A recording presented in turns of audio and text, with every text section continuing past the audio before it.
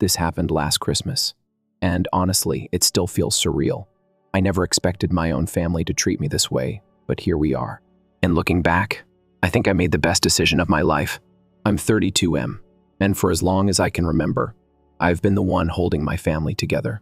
My parents aren't exactly the most supportive people, and my older brother, Jake, 35M, is their golden child, the one who can do no wrong, even when he repeatedly screws up. Despite that, I've always done my best to help him. I covered his rent when he was on the verge of eviction, paid for his kids' school fees, and even helped with his car payments. It wasn't because I had money to throw around, I don't, but because I loved my nieces and nephews, and I didn't want them to suffer for Jake's mistakes. Still, I thought maybe this Christmas would be different. Maybe this time, we could just be a family without drama. I had everything planned, gifts carefully picked out, Christmas music queued up, and for once, I was actually looking forward to seeing everyone. I loaded my car with present stuff for my parents, my brother, his wife Sarah, and most importantly, their kids. I went all out for them, buying extra gifts just to make sure they had a magical Christmas. The drive over was full of anticipation, but the moment I arrived, I realized something was off. Sarah opened the door, but instead of the usual warm greeting, she looked uncomfortable. Before I could say anything, Jake stepped in front of her, blocking the doorway with a smug grin. "You're not welcome here, Adam," he said. I blinked, thinking I misheard. "What? You heard me." His arms folded across his chest. "Christmas isn't a place for selfish people who only think about themselves. You're not pulling your weight anymore, and we're sick of it." I just stood there, stunned, the cold biting at my skin as I held on to the bags of gifts. My hands tightened around the handles, the weight suddenly feeling much heavier. I looked over at my parents, silently begging them to step in. My mom avoided my gaze. My dad busied himself in the kitchen, pretending not to notice. That should have been my first clue. "What the hell are you talking about?" I finally managed. Jake scoffed. "You moved into your own place, started living your little life, and now you act like you don't need us." "But family is about supporting each other, Adam, and you're not supporting us anymore." I nearly laughed at the absurdity. "Are you serious? I've been bailing you out for years. I paid your rent, covered your bills, made sure your kids had what they needed. But now I'm selfish because I bought a place for myself?" Jake's smirk deepened. "If you really cared about us, you wouldn't have wasted your money on yourself." That was it. That was the moment. Something inside me snapped. I dropped the gift bags on the porch and met his eyes, voice steady. "You know what? Fine. Enjoy your Christmas. Don't expect to hear from me again."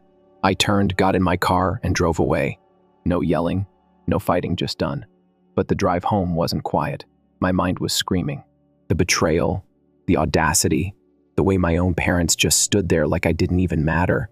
The gifts in the backseat felt like a cruel joke. Weeks of thoughtful shopping, all for people who didn't even want me there.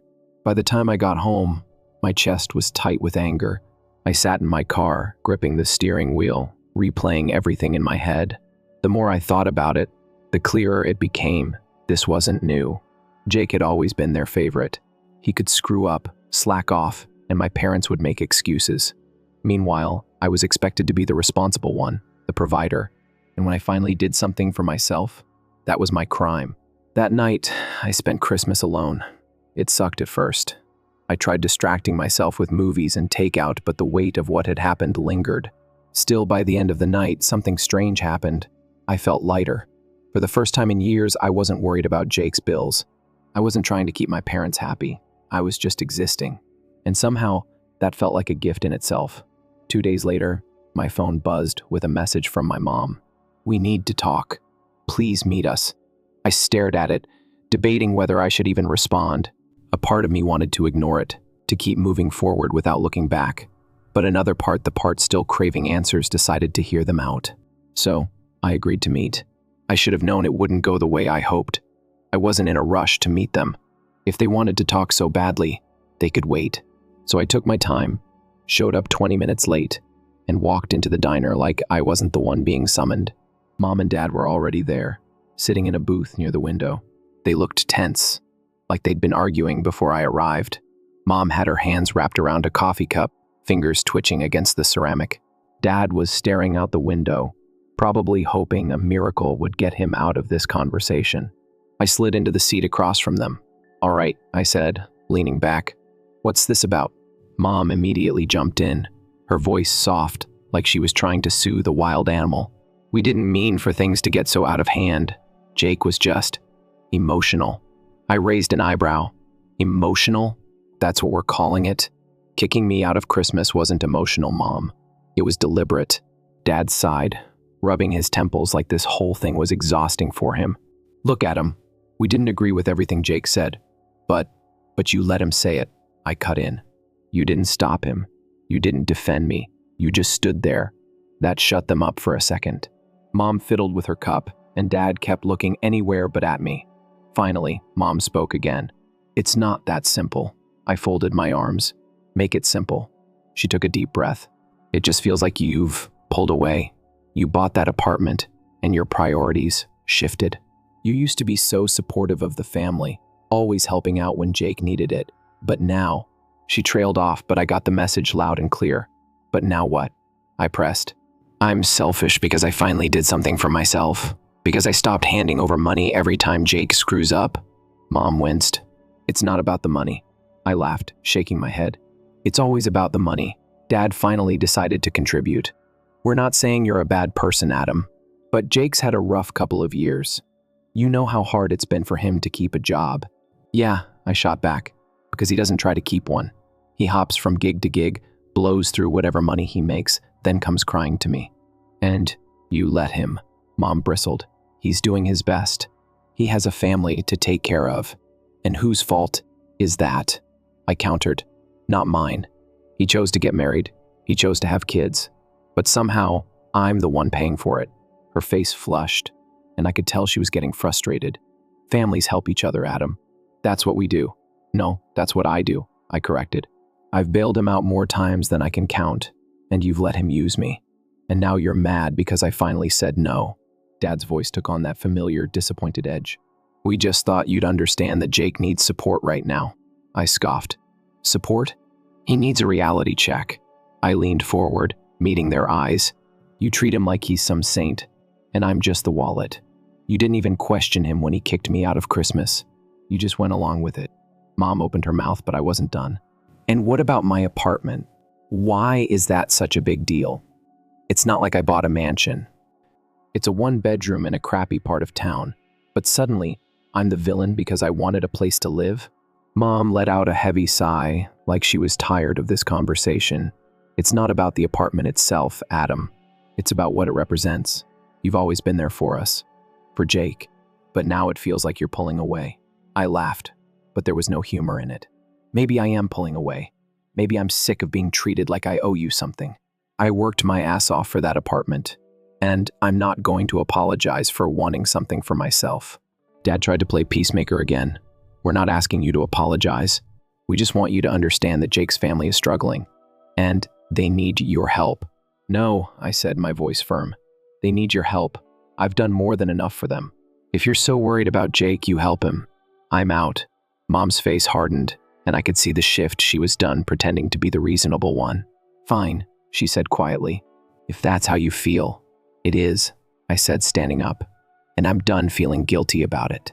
Enjoy your golden child. I tossed some cash on the table for my coffee and walked out. I didn't look back. I didn't care if they called after me. I was done. And for the first time in my life, I felt free. The silence that followed was deafening. No calls, no texts, no guilt-tripping messages. It was like I had been given a break from a toxic job I didn't even know I'd signed up for. And I loved it. The first few days felt weird, though. There were moments when I'd instinctively reach for my phone to check in or send a message, only to remember there was no one to check in with, no one worth messaging. Then, about a week later, I started hearing from mutual friends. Apparently, my parents were telling people I had abandoned them, that I had turned my back on family for no reason. That I was cold, ungrateful, heartless. Jake, of course, was leading the charge, playing the victim like he was auditioning for an Oscar. Can you believe Adam just walked away from his family? He'd say, after everything we've been through together, it's like he doesn't even care about us. Hearing that pissed me off, but it didn't surprise me. Jake had always been great at spinning stories, to make himself look like the hero, or, in this case, The poor, misunderstood brother. What did surprise me was how quickly people bought into it. A couple of friends reached out, basically asking what the hell was going on. One of them, Jared, texted me, "Dude, your parents said you're not talking to them anymore.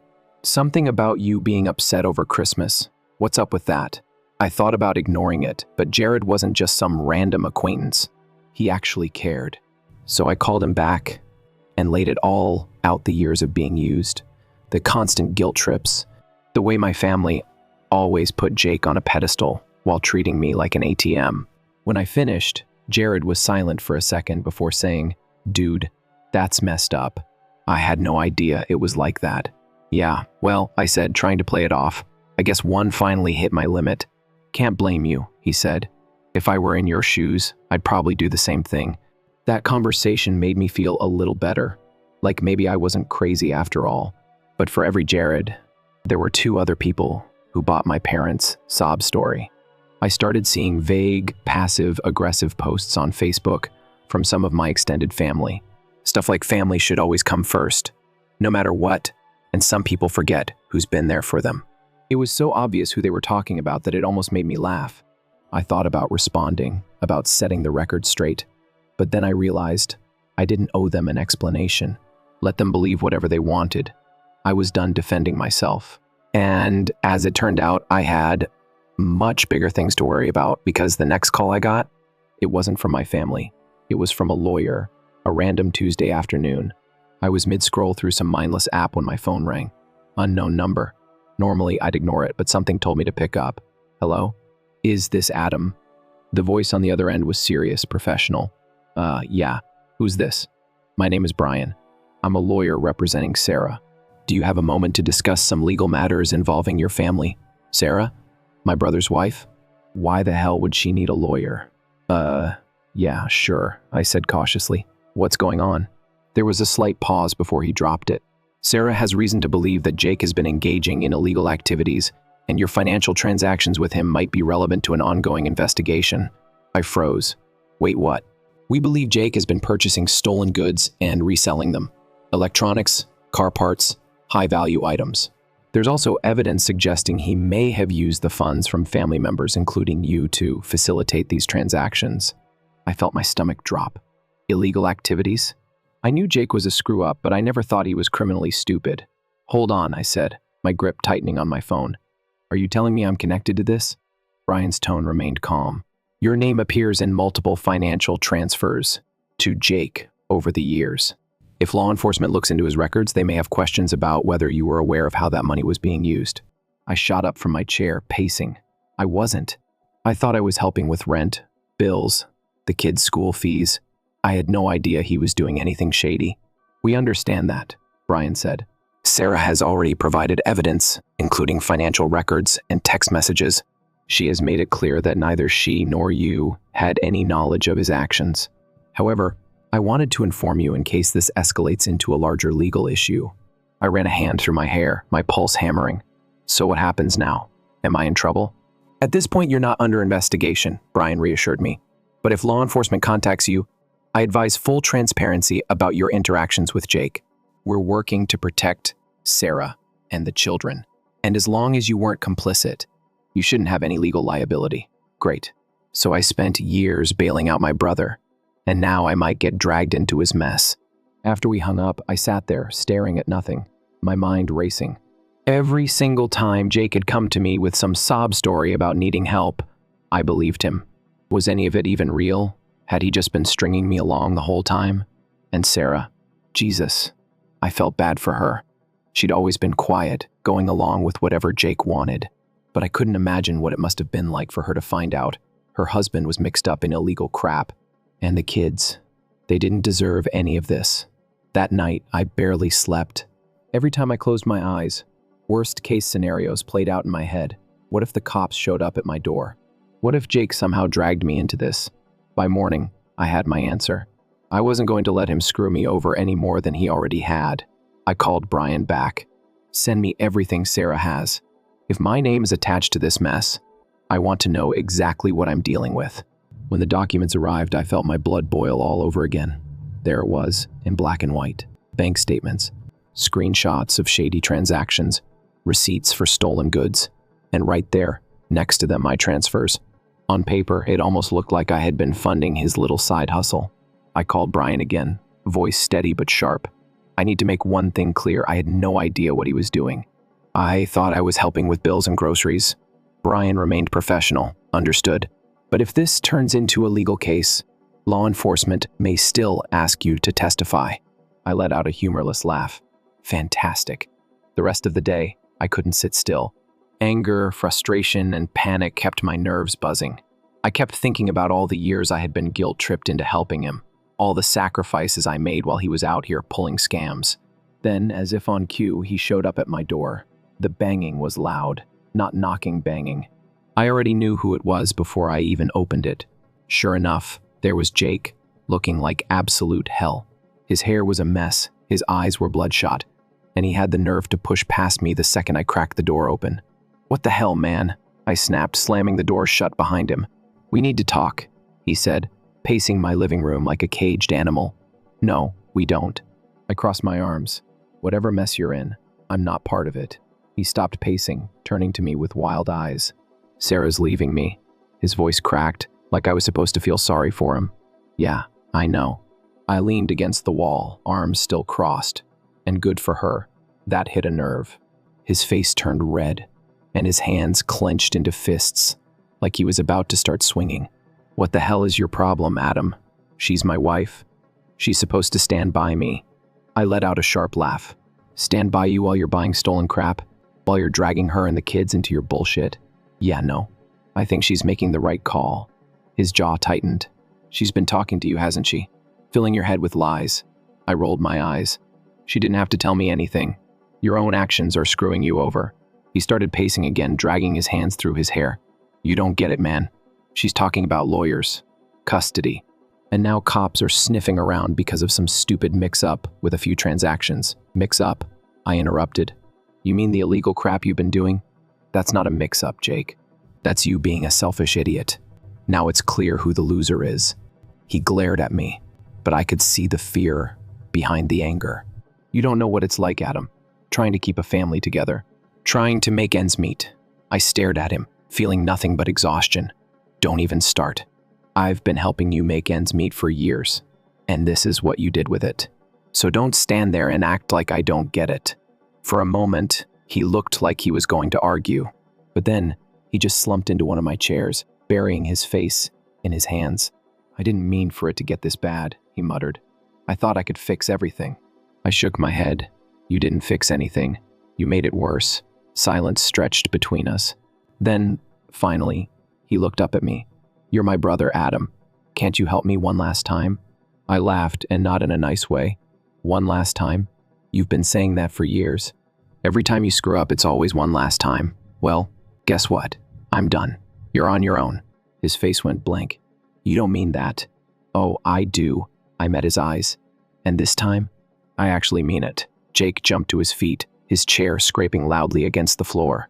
"Fine," he snapped. "If you want to abandon your own family, go ahead. But don't come crying to me when you need something." I raised an eyebrow. "Name one time I've needed anything from you." He opened his mouth. Nothing came out.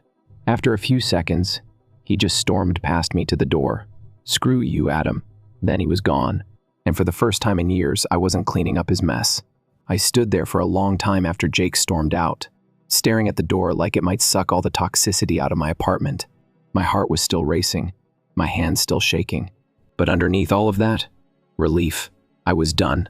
For years, every mess Jake made somehow became my responsibility. Every time he called, I answered. Every time he begged, I caved. But not this time. This time, he was on his own.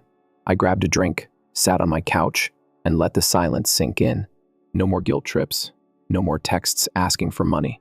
No more putting my life on hold so Jake could keep running from his own problems. And for the first time in forever, I didn't feel bad about it. A couple of days passed with no word from Jake. No angry texts, no calls, nothing. I half expected him to show up again, but he didn't. Maybe he finally understood that I meant it. Instead, I heard from Sarah. She texted me first, just a simple, "Hey, did Jake come by? He's been acting erratic, and I'm worried about what he might do." I told her everything, how he barged in, begged for help, tried to guilt trip me. How I shut him down. Her response came quick. Thank you for standing your ground. He needs to face this, and I can't let him drag the kids down with him anymore. She didn't say it outright, but I could tell she was scared. Jake was unraveling, and no one knew what he was going to do next. Then, about a week later, she texted again. Hey, can we talk? I need your help. For a moment, I hesitated. The whole reason I cut ties was to get away from this kind of thing. I didn't want to get pulled back in, but Sarah wasn't Jake. She never treated me like an ATM, never made me feel like I owed her something. And the kids, they didn't deserve any of this. So I agreed to meet. We met at a quiet coffee shop in the middle of the afternoon. When she walked in, she looked exhausted, dark circles under her eyes, stress weighing down her shoulders. But there was something else in her expression too, determination. She sat down, skipped the small talk. I'm leaving him, I nodded. Good, it's about time. She gave me a weak smile, like she appreciated the support but wasn't quite ready to celebrate. I've been thinking about it for a while, but after everything that's come out, I can't stay. Not for him, not for the kids. I leaned back. What's the plan? She hesitated, fingers tracing the rim of her coffee cup. I found a new place. It's small, but it's in a good neighborhood. Good schools. The kids deserve a fresh start, away from all this. I could already see where this was going. But you need help to make it happen, I said. She nodded, looking embarrassed. I hate to ask, Adam, especially after everything you've been through with him. But between lawyers, moving expenses, and trying to make sure the kids are okay, I'm stretched so thin. I don't have a lot of options. I let out a slow breath, thinking. A big part of me wanted to say no. I had just barely freed myself from this mess, and now I was being asked to jump back in. But this wasn't Jake.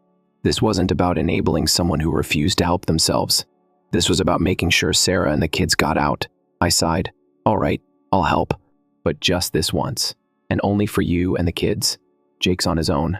Her eyes filled with tears, and she reached across the table, squeezing my hand.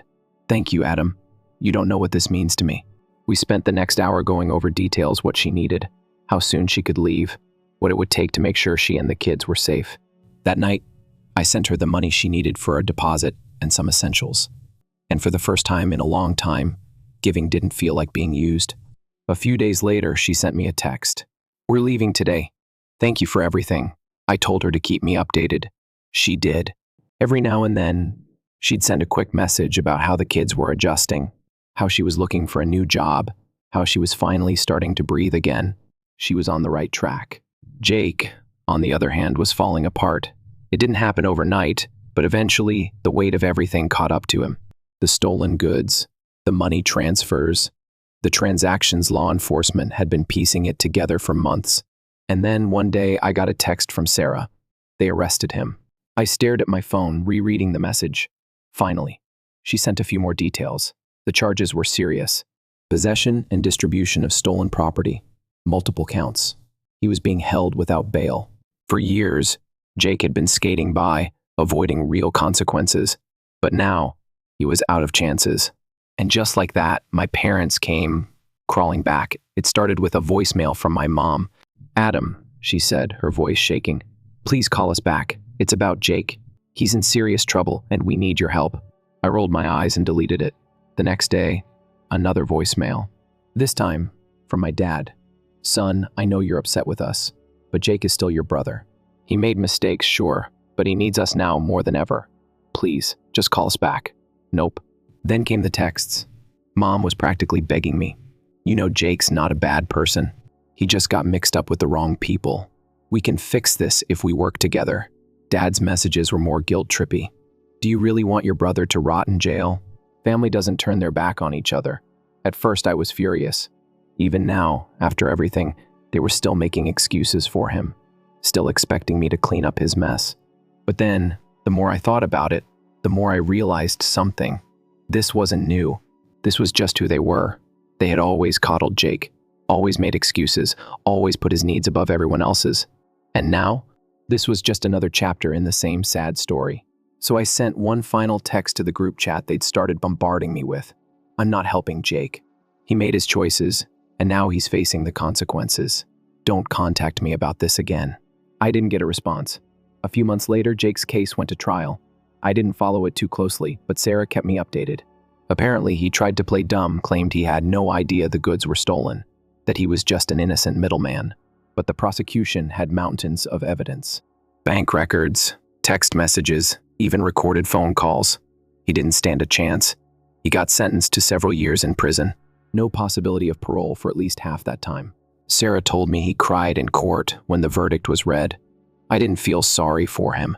He had every opportunity to turn his life around, and he wasted all of them. As for me, life moved on. Sarah and the kids were doing well. She found a steady job, got settled into their new place. Every now and then, she'd send me a text or a picture of the kids, just to let me know they were okay. My parents tried reaching out a few more times, but I ignored them. They made their choices, and now they were stuck with them. It's been over a year now since I last spoke to any of them, and honestly, I don't miss it. My life is quieter, calmer, better. Cutting them off was the hardest thing I ever did, but it was also the best decision I ever made. Jake's still in prison. My parents are probably still stewing about how ungrateful I am, and me, I'm living my life, and I'm perfectly fine with that. The silence that followed was strange.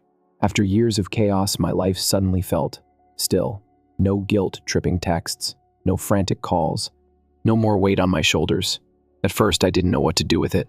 I kept waiting for the next crisis, the next plea, the next round of emotional manipulation. But it never came. My parents must have finally realized I meant it when I told them I was done. And Jake? Well, there was no reaching out from prison. It should have felt freeing, and in a way, it did. But there were moments fleeting, rare, where the old habits kicked in. Like when I'd hear something funny and instinctively think, Mom would love this joke, only to remember I wasn't talking to her anymore. Or when I'd come across an old photo of Jake and me as kids and wonder how the hell we ended up here. But I never let those thoughts drag me back. I reminded myself that missing the idea of family wasn't the same as missing them. A few months passed. Work kept me busy. I reconnected with old friends, started focusing on myself for the first time in years. I was finally living my own life, not one dictated by guilt or obligation. Then, one day, I got a text from Sarah. Hey, I know it's been a while, but I wanted to say thank you again. I don't think I ever told you how much it meant everything you did for me and the kids. We're doing really well. The kids are happier than I've ever seen them. She attached a picture her two little ones, grinning like they didn't have a care in the world. I stared at the image longer than I meant to. It hit me, all at once, that this was the only good thing that came out of all the years I spent trying to fix Jake's life. At least they got out. I texted back, I'm glad you're all doing well. You deserve it, she responded almost immediately. So do you, Adam. And for the first time in a long time, I actually believed it. Jake's sentencing came and went without much fanfare. Sarah told me he tried to reach out to her, begging for another chance, but she shut him down fast. I'm not falling for it again, she told me over the phone one evening. Not this time. She asked if I had heard from our parents. Nope, I said, poking at my dinner with a fork. I think they finally gave up. She hesitated. I ran into your mom at the store last week. That made me pause. Oh, she asked about you, Sarah said carefully. Didn't say much, but I could tell she misses you. I let out a humorless laugh. She only misses me because Jake's gone and she has no one left to clean up his messes. Sarah sighed. Maybe. Or maybe she's just realizing what she lost. I didn't respond to that. Because the truth was, I didn't care. Maybe Mom missed me. Maybe she regretted how everything went down. But it was too late. She made her choice when she stood by Jake and let him treat me like I was disposable. Some things you can't come back from. The next time I heard Jake's name, it was from Jared. We were out grabbing drinks when he casually mentioned, "Oh, by the way, ran into someone who used to know your brother." I stiffened. Yeah? Apparently he's not doing too hot in there. Jared took a sip of his beer. He got into some trouble early on. Had a hard time adjusting. Not exactly thriving. I wasn't sure how to feel about that. I wasn't surprised. Jake had spent his whole life avoiding consequences now. For the first time, he had to face them head on. I didn't say anything, just nodded. Jared studied me for a second. You don't feel bad for him, do you? I thought about it. About all the times I bailed him out, all the money I handed over, all the moments I spent worrying about how to fix his problems. about how he never once stopped to think about how any of it affected me. No, I said finally. I really don't. Jared nodded like he expected that. Fair enough. And that was the end of that conversation. Jake had made his choices. Now he was living with them. More time passed. Life settled into something normal. No sudden phone calls demanding I drop everything to save someone from their own stupidity. No feeling like I was carrying the weight of an entire family on my shoulders. And then, one afternoon, my phone rang. I glanced at the screen. Mom. I let it go to voicemail. A minute later, a notification popped up. I stared at it for a long time before finally pressing play. Adam. Mom's voice was quiet, hesitant. I know you don't want to hear from me, and I get it. I really do. But I just wanted to say I'm sorry for everything, for how we treated you, for not standing up for you when we should have, for letting it get this bad. She sniffled, then exhaled shakily. I don't expect you to forgive us. I don't even expect you to call back. I just needed you to know we were wrong, and I'm sorry. The message ended. I sat there, phone in hand, replaying it in my head. Did she really mean it? Or was this just another attempt to pull me back in? I thought about calling her, thought about not calling her. In the end, I just deleted the message and moved on with my day, because some apologies come too late, and I wasn't looking back anymore. A year passed. I never reached out. She never tried again. Jake was still in prison. My parents were still stuck in their version of reality. And me, I was finally, truly free. A year passed, and for the first time in my life, my days belonged to me. No more family drama, no more financial black holes, no more guilt that wasn't mine to carry. At first, the quiet felt unnatural. After years of living under constant stress, my brain almost craved the chaos, like a bad habit I couldn't shake. But little by little, I adjusted. I started filling the empty spaces with things that actually mattered, hobbies I'd abandoned, friendships I'd neglected, goals I'd put on hold for the sake of everyone but me. And you know what? My life got better. I got a promotion at work, finally took a trip I'd been putting off for years, and even adopted a dog, a goofy mutt named Rocky, who turned out to be the best decision I'd made in a long time. It felt good. I felt good. Then, one day, I got another message from Sarah. Hey, just wanted to share some good news. The divorce is finalized. It's over. I stared at my phone for a second before responding. That's amazing. How do you feel? Her reply came quick, relieved, free, like I can finally breathe again. I smiled. I knew exactly what she meant. She sent a picture of the kids, standing in front of their new school, grinning ear to ear. They're doing so well, Adam. You really helped make this happen. I just wanted you to know that. I didn't know what to say to that, so I kept it simple. I'm really happy for you. And I meant it. Jake, on the other hand, wasn't doing so great. I hadn't heard from him, obviously, but Sarah still got updates from his lawyer every now and then. He was struggling in prison, bouncing between fights and bad decisions, just like he had on the outside. One day, she told me he was trying to get his sentence reduced. I guess he's hoping for an early release, she said over the phone. But with his record, not likely.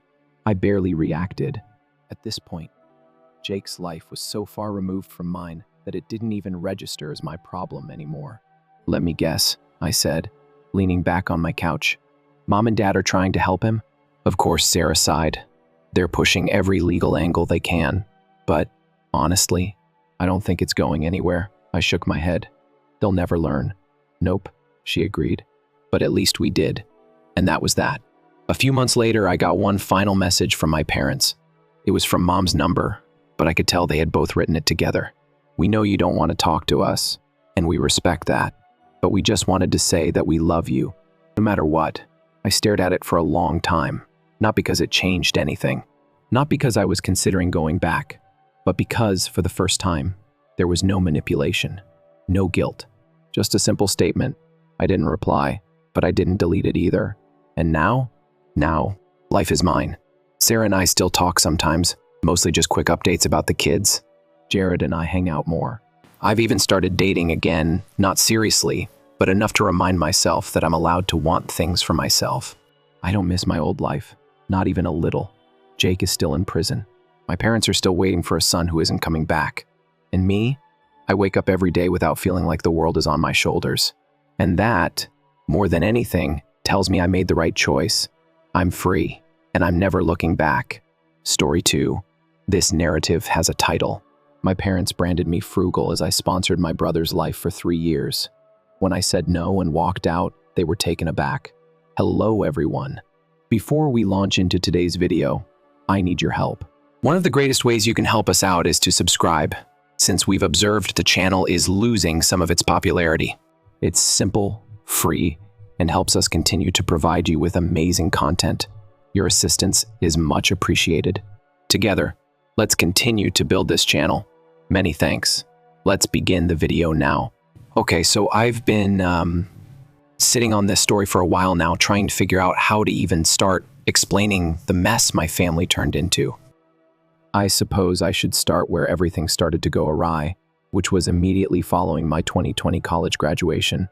Yes, COVID-19 graduation. It was enjoyable, indeed. I had just graduated from college with a degree in computer science. Nothing fancy like the FANG companies or anything, but I managed to land this pretty decent software dev job at a mid-sized company. It paid well. Began with $75,000, which isn't a lot of money, but it's certainly not bad for a first job in our community. The problem is that rent in this area is completely out of control. Talking about $2,000 extra for a nice one-bedroom. I so reasoned that in order to conserve money, I would be wise and remain with my parents for a while. A brief overview of my family's circumstances. I'm a man 27-year-old. My sister Sarah, a 25-year-old woman who was already living alone and pursuing a PhD, and my younger brother Marcus, a 22-year-old man, in another city. At first, our parents appeared to be very typical. Dad is a salesperson. Mom teaches high school. Middle-class lifestyle. Nothing too crazy. When I first moved back home, my parents were like, "We'll charge you $800 a month for rent, utilities included," which honestly felt very fair at the moment. Much less expensive than buying a house of my own, isn't it? Since they knew I was trying to conserve money, Sarah felt it was strange that they were charging their own child rent. However, I dismissed it. I should have paid attention to her, man. Here's when things began getting interesting. And by intriguing, I mean absolutely messed up. Marcus was ready to enter college, and one night my parents set me down for what they called a family meeting. You know, those discussions that appeared absolutely natural at first. Then you turn around and see that's where it all went wrong. It was one of those, indeed. They started off real casual, like, "Oh, since you're making big money now and living here," conveniently forgetting about the rent I was paying them. "Perhaps you might assist Marcus with his schooling." The way they presented it made it sound so reasonable. They weren't asking for the full thing, because family helps family. I just wanted to contribute. I recall messaging Sarah about it that evening, and she phoned me right away to tell me it was bullshit. She said, "Out there setting you up." However, I said, "No, it's only a small amount of tuition assistance. What's so important?" Now that she was looking back, Sarah could see the warning signs clearly. It only assisted with tuition during the first semester, around $3,500. After that, books cost an additional $500. Marcus's old laptop was too slow for his engineering programs, so he needed a new one. That was another $1,200 right there. However, I was living at home and earning a respectable income, so I should be able to manage it. At the time, I was unaware of how this was generating this peculiar power dynamic within the home, as if I were attempting to work from home. Recall that Marcus would host his buddies during the COVID-19 pandemic, and they would be noisy as hell in the adjacent room. My parents would say, "Oh, he needs to distress from his studies," if I voiced any complaints. But all of a sudden, we needed stillness in the living rooms of the house if I wanted to invite my friends around, too disorganized for visitors. The worst part was how they began to handle my spending patterns. My mother would make passive-aggressive remarks like, "I guess Marcus, education isn't that expensive if you can afford to buy games, or must be nice to have money to waste on games if I bought myself a modest game, say $60. They didn't mind, however, when Marcus used my money to buy new clothes every other week, or to order Uber Eats 3 times a day. Sometimes Sarah would come over and watch everything unfold with this expression on her face. "You know that I told you so. Take a look at your siblings. Get. I kept making excuses, despite her repeated attempts to tell me that this wasn't typical. In the big picture, it's not that much money, or they're simply watching out for Marcus. The worst thing? I was truly proud at first. It was really satisfying to be able to support my brother. I would think I was being a good big brother when I saw him walking to campus in the rain. Beware of spoilers. That sensation was short-lived. As an aside, I continued to pay the $800 rent during all of this. Never missed a payment, never even made a late payment. However, that never came up for some reason.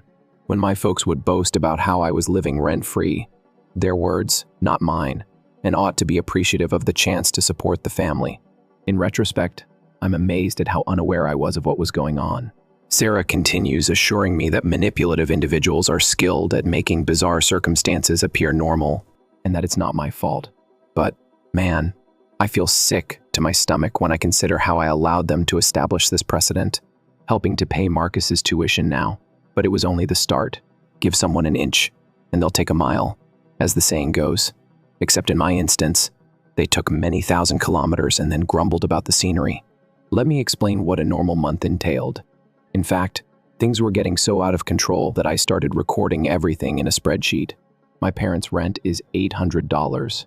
Marcus's tuition payments came to about $3,500. His textbooks cost about $200 to $300 because he seemed to need the newest editions, and his school supplies cost about $400 to $500, which somehow included a new gaming chair because it would improve his study skills, in addition to sporadic necessities like clothing, food, and other necessities. But hold on, things will improve. As I drive home from work one rainy day, I spot Marcus, who appears to be drowning like a rat, making his way to school. I felt sorry for him. I'm a fool, correct? Thus, I chose to purchase an automobile for him. I came upon this excellent 2019 Honda Civic. Clean history, little kilometers, well done on the gas.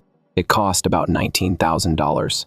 This accounted for a sizable portion of my savings, but I believed it was a great investment in my brother's schooling. I gave him the keys, and you want to know what this ungrateful little shit said?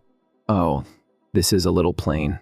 I was expecting for something more like to Jake's BMW Simple. The free automobile I purchased him was basic. When I subsequently told Sarah about it, she visibly flinched. But it wasn't only the automobile that was awful. It seems that my parents saw Marcus's automobile purchase as evidence that I was secretly rich. Then, instead of having it fixed or purchasing a cost-effective replacement, Mom's washing machine breaks down. She begins giving out details about this high-end Samsung device that costs just $1, $200. I also buy it for her because I'm still trying to be a good son. She should be appreciative right now, wouldn't she? 2 weeks later, she is griping about how her friend Helen's model with the steam feature would have been much more suitable for her father's dress shirts. Then, because all of her teacher friends have spent $1,000 on their phones, she starts experiencing problems with her iPhone 11 and urgently needs the iPhone 14 Pro. Not to be outdone, Dad starts raving about this Weber grill he's been eyeing $1,200. He later complains that it's not the exact model he wanted after using it twice. He only wanted to show off the nice barbecue to the neighbors, even though the old one was still functioning well. I'm currently driving a 2015 Toyota Corolla, which is operating well. Thank you so lot. I've been branded stingy for not wanting to take their opulent family trip to Hawaii while wearing Target clothing. Like, hi there. Right now, I'm supporting 2 homes. The icing on the cake. I once overheard my mother discussing her concerns about my spending patterns with my aunt over the phone. She said that, rather than investing in my future, I was wasting money on foolish things. The foolish things. I occasionally purchase pizza and pay $15 a month for a gym membership. I wish this were a lie. Every few weeks, Sarah would come and witness this carnival with a mixture of interest and fear. She tried talking to our parents about it once, pointing out how they never asked her for money. She is barely making ends meet while attending graduate school. Do you know what they said? Your brother is a well-paid individual. He has the money to support the family. Assist the family, don't you? Because, obviously, it didn't help to drop more than $40,000 in less than 2 years. But the worst part wasn't even the money. It was the mindset that accompanied it. Marcus began behaving as like he was entitled to my personal investment. He'd basically text me something like, "I need $50 for supper with pals, please don't." No, thank you. Not even a question mark. Simply instructing me to send my parents and money. They made this book possible in its entirety. They would hit me with the family helps family guilt trip, or my personal favorite if I tried to say no, or suggested that Marcus might be able to get a part-time job. You weren't brought up to be self-centered. Pretty rich, coming from individuals who are effectively using their own son like a walking pocketbook. I stopped purchasing new things for myself and began to conceal any indication that I had money. Began bringing their own lunch to work, rather than purchasing one. However, they always knew when I received a raise or bonus. I still have a strong suspicion that my mother was looking through my mail for bank statements. How they responded to my friend's visit was the most entertaining aspect. Remember how I stated I was paying $800 in rent? Well, obviously it didn't grant me the right to bring friends around. Each time I attempted to host guests, there was a reason. The house is excessively disorganized. Silence is what we need. Tonight is a family night. But this child could keep the whole engineering department up until 3 in the morning. Marcus, my parents would simply reply, "Boys will be boys," with a smile. I'll now tell you about the turning point in my life. It wasn't a big, dramatic confrontation like in movies. In actuality, it was so little and foolish that it was nearly humorous. It was a typical Tuesday night. As the family ATM, I apparently had to take on extra projects to earn more money, so I just finished a 10-hour workday.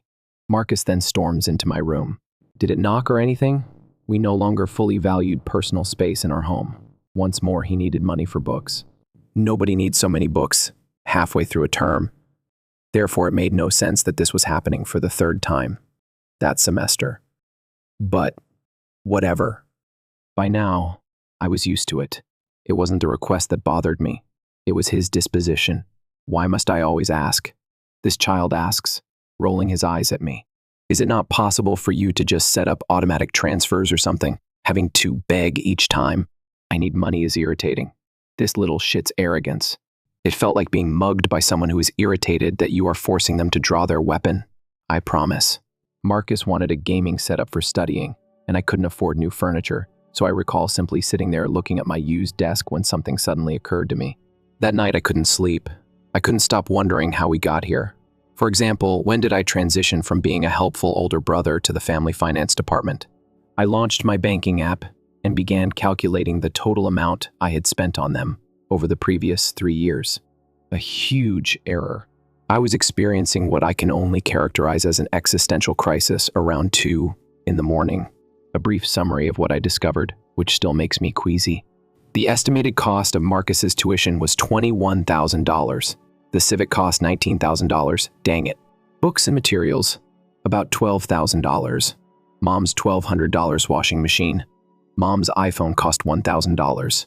$1,200 for Dad's useless grill. Marcus's sporadic spending came to almost $15,000. My parents' rent is $28,800.36 months times 800. Complete around $99,200.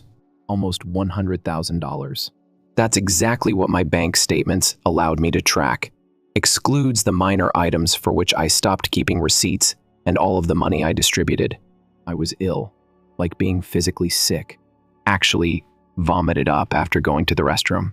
Then, because I obviously despise myself, I opened Reddit and started typing out this crazy long post about everything. Didn't have high expectations. Perhaps some people told me I was a fool. They would not be incorrect. The response fucking floored me. My inbox was blowing up in 1 hour. But there was one statement that hit me like a truck. You burn yourself. But why? To keep other people warm? Something in me was broken by that line. It seemed like everyone could see what I couldn't as I began to read more comments. Your parents are mistreating you financially. You are being used as both a college fund and a retirement plan. Because that's how your parents taught him to view you. Your brother views you as an ATM. They make you pay for everything, including the rent. That's screwed up. At around 3 a.m., Sarah called me, since she was reading the Reddit post, of course. According to her, she monitors my account to monitor my sanity. I've been trying to tell you this for 3 years, she said. It was strange at work the next day. I couldn't stop thinking about all the comments. how individuals were sharing similar experiences, how they were able to break free, and how much better their lives had become. You know, it was like a fog clearing once they established boundaries. Marcus needs new winter tires for the Civic. My mom texted me after that. $800 was the dealership's quotation. Please take care of it this weekend. No. Would you be able to manage it like if I were her employee or something, or could you assist? I didn't answer, which apparently wasn't acceptable because my dad called an hour later. Your mother texted you about the tires? It's neither a welcome nor a query. Right to the point of what they need from me. I witnessed it. I responded, well, are you going to take care of it? At that point, I made a statement I had never made before. No. There was an overwhelming silence on the other end. So, no, what do you mean? It's your brother's safety we're talking about. My automobile is no longer mine. I handed it to him. His car, his tires, his problem. He began to rant about my selfishness and my lack of family responsibilities.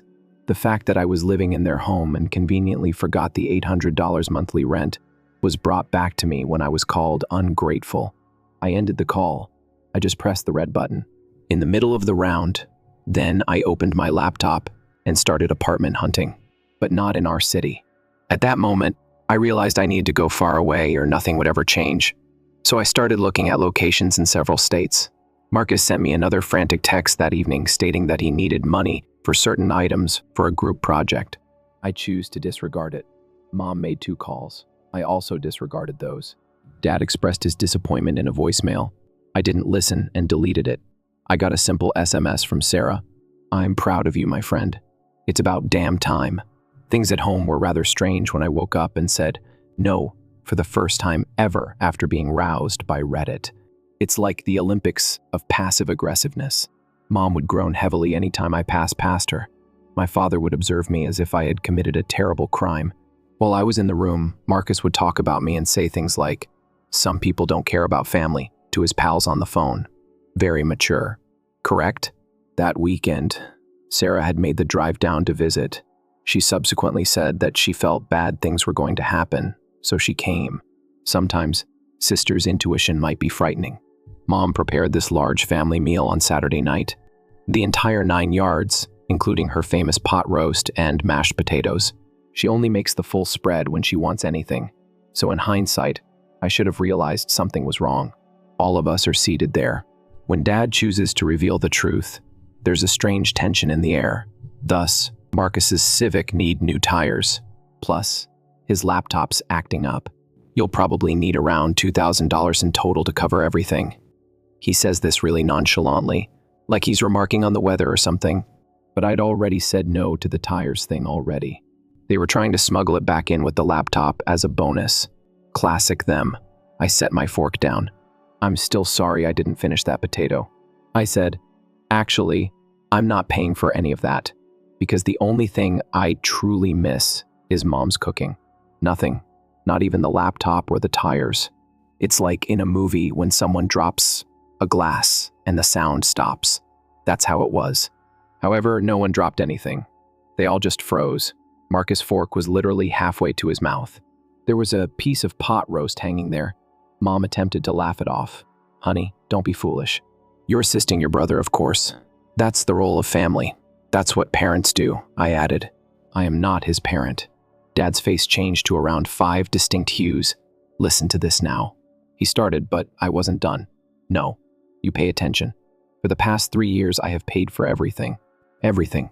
His tuition, his vehicle, his clothing, his filthy gaming chair. That was supposedly for studying. What do I receive? Complaints that the automobile isn't fancy enough. When he asks for money, I roll. Remarks about how frugal I am while spending $100,000 on this family. Sarah was sitting there with this little smile on her face, like she'd been waiting for this moment her whole life. Mom began acting like she was crying in order to make others feel bad. However, I had a streak, not to mention that I give you $800 in rent every month. You continue to act as though I'm living here for free, though, or the washing machine that I got you. That is inferior than Helen's. It appears that the iPhone that was required is not up to standard. Dad used his priceless grill twice. Marcus made the decision to speak up now. What a jerk you are. You make all this money and act like assisting your family is a significant strain. As my brother, it is your responsibility. In fact, I burst out laughing in his face. My obligation. Was it your obligation to express gratitude? To express gratitude? Perhaps to look after the vehicle I got you? You failed miserably at your duties. If duty is what we're talking about. We provided you a home. Mom was crying uncontrollably. Right now, you are allowed to reside here. Permit me. Permit me. Let's talk about this house. I pay the rent. The house needs to be quiet, so my friends aren't welcome. However, Marcus can throw a fucking frat party at 3 in the morning. Marcus wants the TV in the living room to study. Thus, I am unable to use it. Since when does Fortnite count as studying? Dad slapped his fist on the table. That's sufficient. We are related. Family members support one another. For you children, your mother and I have given up everything. Sacrificed.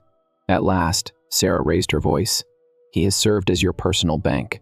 Since I told you to shove it, you don't even ask me for money. You discovered and milked your golden goose. I dropped the real bomb at that point. I'm leaving. Outside of this house, too. I'm leaving the state. A lease has already been signed. I have a job lined up already. I'm finished. The ensuing mayhem, dude. Mom began to complain that I was leaving the family. Dad was shouting about family responsibilities and respect. Marcus was referring to me by every possible name. Sarah was defending me by shouting back at them. I sat there, strangely at ease. In 2 weeks, I'll be departing. The Civic is paid off, Marcus. And in your name, use it whatever you choose. Dad, Mom, for the days that I'm here, my final rent payment will be prorated. After that, you're on your own. This cannot be done to us. Mom was virtually out of breath. What about Marcus's education? How about it? He's your son. Work things out.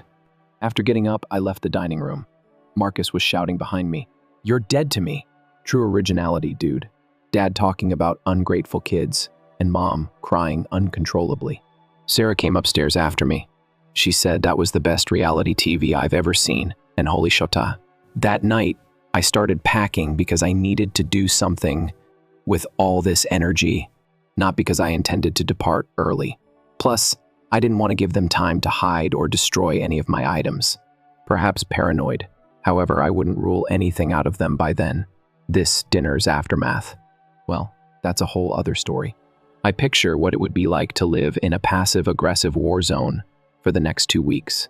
Let me now describe the 2 weeks of psychological combat that ensued. You know how in movies, when someone's going to leave a terrible circumstance and everything goes smoothly?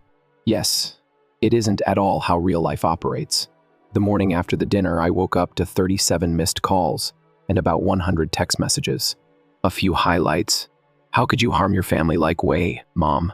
Dad, you're making your mother weep, Marcus. Fuck you and your idiotic civic aunt Karen, who wasn't even at dinner. Your mom is inconsolable. Sarah, don't answer to any of them. Also, I'm coming back next weekend to assist you pack. I blocked most of them by breakfast. Since Sarah is Sarah, she was the only one I kept unblocked. The only sensible individual in this circus has been her. The game of psychology began very immediately. Mom stopped crying and pleading with me and started to ignore me, sometimes switching between the two multiple times in a single day. She'd either be sobbing loudly in the hallway when I passed by, or she'd act like I was literally invisible. Dad had a different idea. He'd corner me in the kitchen or garage and start these long lectures about family duty and how I was throwing away years of tradition. My favorite was when he attempted to guilt trip me with, I changed your diapers. Like, yeah, Dad, that's kind of the basic minimum of parenting. Not really a good argument for me to keep paying thousands for your adult son. But Marcus, this kid went full drama queen. Every time I was around, he would slam doors, play loud music at 3 in the morning, point at the wall of my bedroom, and warned anybody who would listen that I was leaving the family. He even wrote this big diatribe on Facebook about harmful family members. The irony was utterly lost on him.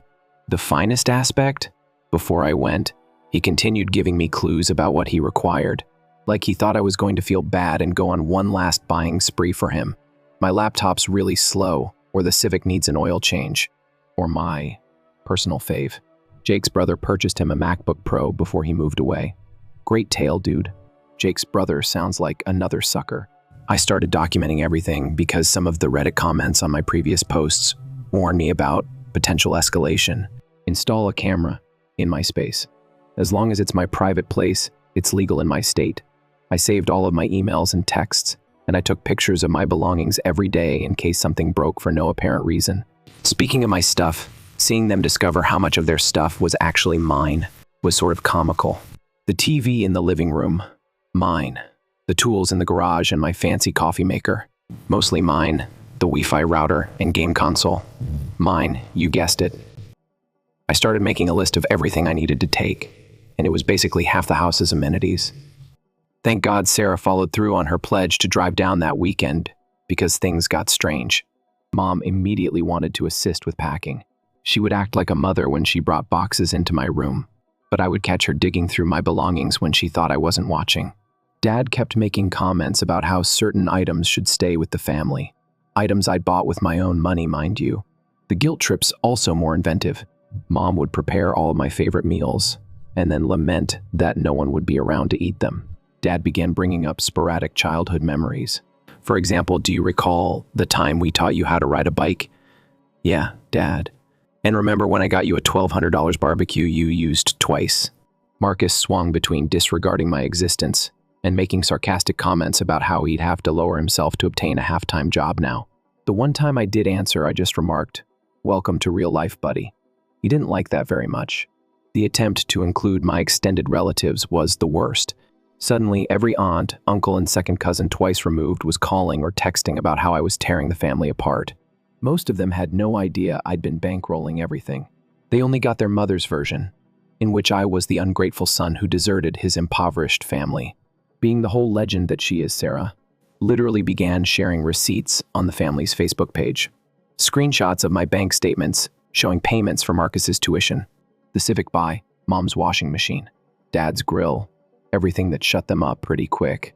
The last straw was when I heard my parents talking about how they could persuade me to give Marcus my TV and gaming console since he needs something to help him deal with this betrayal. I gave Sarah a call right away, and the following day we hired a storage unit. When no one was home, I began moving my most valuable belongings out. My only escape from all of this was work. To cut down on the amount of time I had to spend at home, I would leave early, arrive late, and have lunch at my desk. In addition to avoiding World War III at home, my coworkers likely believed that I was aiming for a promotion. Around midnight one night, I was packing some boxes into my car. Yes, I was skulking around like a burglar in my own home, when our neighbor, Miss S. Rodriguez, finally came out. Since I was a child, she had lived next door, and it seems that she heard the entire argument over supper through her kitchen window. She just looked at me and said, "Good for you, honey. I ought to have done it earlier." She then warned me to drive carefully at night and gave me a Tupperware container full of her well-known enchiladas. Support can occasionally come from the most unlikely sources, you know. So moving day, I had employed movers. We appreciate all of the suggestions made in the comments. The best suggestion I've ever received since I didn't think my family would help me without inadvertently breaking my belongings. While I took care of last-minute work-related tasks, Sarah took the day off to oversee. Mom sobbed loudly enough for the movers to hear her throughout the morning in the kitchen. Very subtle. Mom. Dad stood on the driveway with his arms crossed, watching everything like a jail guard. Marcus didn't even come out of his room. I just played Numb by Linkin Park repeatedly. Very mature, dude. The finest aspect? My dad actually tried to stop the movers from taking the TV from the living room. There must be an error. It's a family television set. Sarah, please quickly put an end to that by retrieving the receipt from my files. His expression upon seeing my name, priceless. About 4 states away, in a tiny metropolis, I had discovered this wonderful flat, not very fancy. Simple, yet charming, 1-bedroom apartment, aka somewhat obsolete, everything. You know what, though, made it ideal? I owned it. No guilt trips about using the living room. No objections about having friends over. No haphazard relatives entering without knocking. First night at the new place was odd AF. Like, truly strange. It's quiet and I'm lying on my mattress without having yet assembled the bed frame. No. Marcus's too, AMG, wrath. No. No dad's late night lectures about family responsibilities. Just mom's passive-aggressive moaning. Nothing but quiet. I really had difficulty sleeping because it was so serene. Then my phone was silent as well.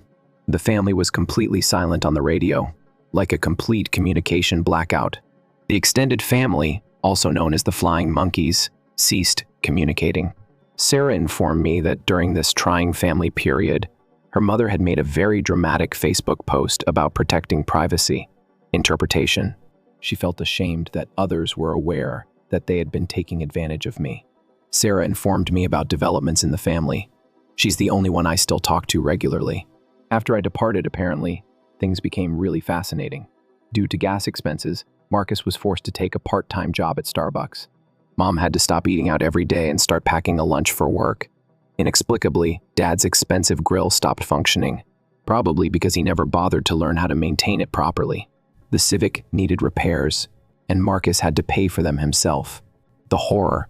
The best part, though? They started treating Sarah differently. Remember how she was still in school and they never asked for money? All of a sudden, they began to insinuate that she was assisting the family. She shut that down so fast, it practically burst the sound barrier.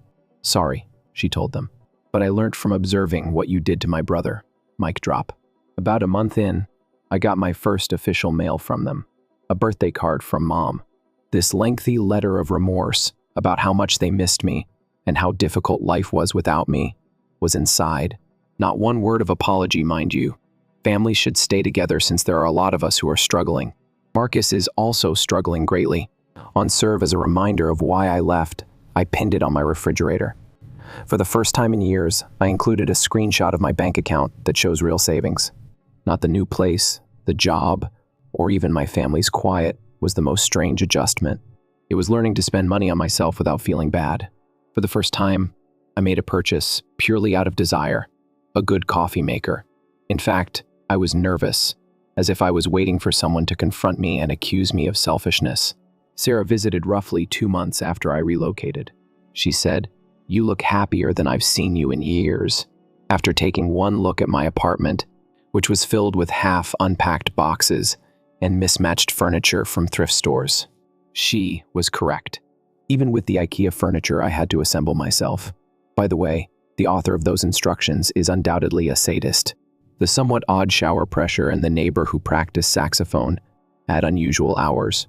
I was truly happy. The last update. This is the last chapter of this story. Thanks for staying with me through all this. It has been strangely healing to write it out. A brief summary. I relocated states away from my financially abusive family and began living my best life. However, life has a humorous way of surprising you with unexpected turns. 3 months into my new existence, there I was. Actually, I'm doing really well. Had a great routine going. The work was nice. The apartment felt like home. I finally solved the IKEA bed frame problem. I had even begun dating a member of my hiking community. It turns out that having a secure financial situation boosts your confidence. Who could have known? Then, on a Tuesday at random, I received this email from Marcus. I won't lie. Initially, I wanted to remove it. According to Sarah, he had been struggling to get used to really having to work for things. Greetings from the real world, friend. However, I assumed that was simply another attempt to make me feel guilty. However, my curiosity overcame me, and Sarah persuaded me to read it at the very least. So, everyone, I opened it. It was truly an apology, like a genuine one. As it happens, my parents began pressing him to take charge and support the family after I left. Does that sound familiar? They anticipated that he would keep up his grades while finding employment to help pay the bills. He realized all of a sudden what they had been doing to me. A few passages from his email. Now I understand. I apologize for being such a conceited little jerk. I almost lost it when they attempted to get me to pay the internet bill. I'm amazed at how you managed this for 3 years. You bought me that Civic? It's a very nice automobile, actually. I apologize for being ungrateful. The finest aspect. In order to pay his bills, he started working at Starbucks and doing DoorDash on the weekends. Claimed that it served as a true wake-up call on the importance of money. He even stated that as soon as he had enough money, he intended to move out on his own. I took a while to reply. Took a few days to think it out and discuss it with Sarah. Since she is my personal therapist, I honestly don't know what I would do without her. I finally replied to him with a brief email, expressing my gratitude for his apology and wishing him luck in all that he does.